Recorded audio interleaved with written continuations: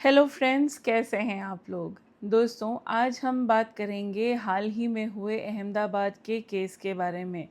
यहाँ जो इन्वेस्टिगेशन हुई, कह रहे हैं that this has been the most disturbing investigation so far. तो दोस्तों, हुआ यूँ कि 1 अप्रैल को विमल प्रजापति मार्केट गए। वहाँ से उन्होंने ख़रीदा डोसा बैटर। डोसा बैटर का डोसा बनाया उनकी वाइफ ने घर पे। अब ये जो डोसा बना, इसे खाया विमल और उनकी वाइफ ने, 4 साल की उनकी बेटी मिश्री ने, और उन्होंने ये डोसा अपने 3 महीने की बेटी को भी खिलाया। अब हुआ यूँ कि अगली सुबह मिश्री और जो छोटी बच्ची थी 3 महीने की राहा, इन दोनों की तबीयत बिगड़ी। इन्हें हॉस्पिटल में भर्ती कराया गया। ट्रीटमेंट के बाद 4 अप्रैल को राहा की डेथ हो गई और 5 अप्रैल को मिश्री की। हैरानी की बात ये थी कि ये जो पेरेंट्स थे, विमल प्रजापति और उनकी वाइफ, इन्होंने सरवाइव कर लिया।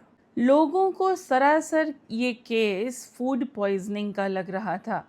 डोसा बैटर खरीदा गया, उसका डोसा बनाया, पूरे परिवार ने खाया, जिसकी वजह से दोनों बच्चियों की मौत हो गई और कुछ सिम्टम्स दिखे पेरेंट्स में।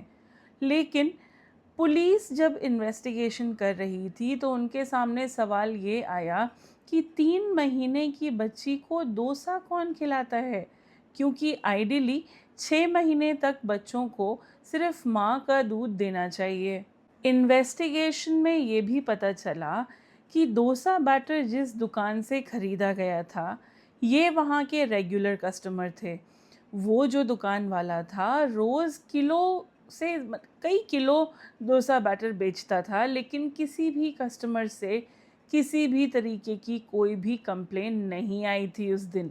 कहानी में मोड़ तब आया जब भावना, जो कि विमल प्रजापति की वाइफ हैं, उनके पेरेंट्स के घर में भावना की पुरानी डायरी पुलिस को इन्वेस्टिगेशन के दौरान मिली।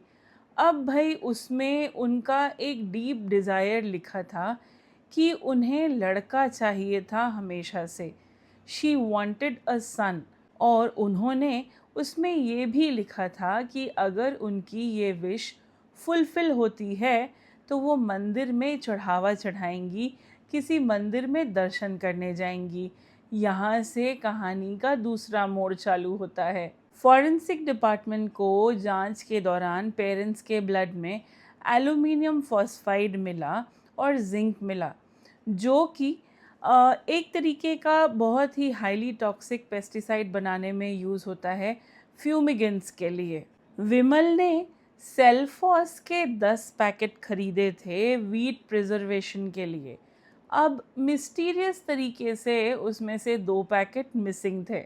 वही घनश्याम डेयरी वाला जो 100 किलो से ज़्यादा बैटर रोज़ बेचता था, उन्होंने तो हाथ खड़े कर दिए थे, क्योंकि फूड पॉइजनिंग का किस्सा बन ही नहीं रहा था, क्योंकि और किसी भी कस्टमर ने कंप्लेन नहीं किया। यहाँ ब्लड में अलग ही चीज़ें मिल रही थी।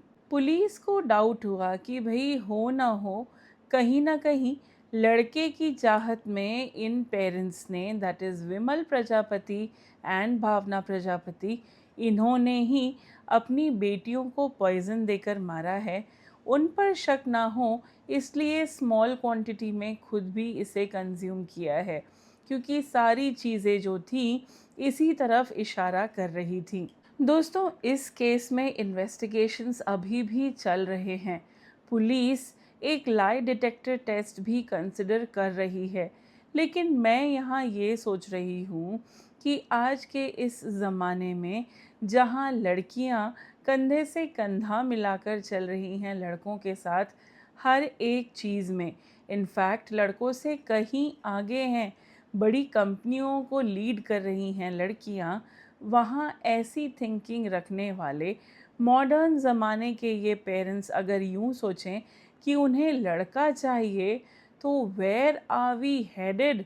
और भाई मेरा ये मानना है कि लड़का हो या लड़की, उससे ज़्यादा हमारी खुद की परवरिश मैटर करती है। आप अपने बच्चों को कैसी पेरेंटिंग दे रहे हैं, ये बहुत ज़्यादा मायने रखता है कि वो बड़े होकर कैसे इंसान बनेंगे। आपका क्या कहना है इस बारे में? कमेंट सेक्शन में लिखकर मुझे ज़रूर बताइएगा। Thank you for watching.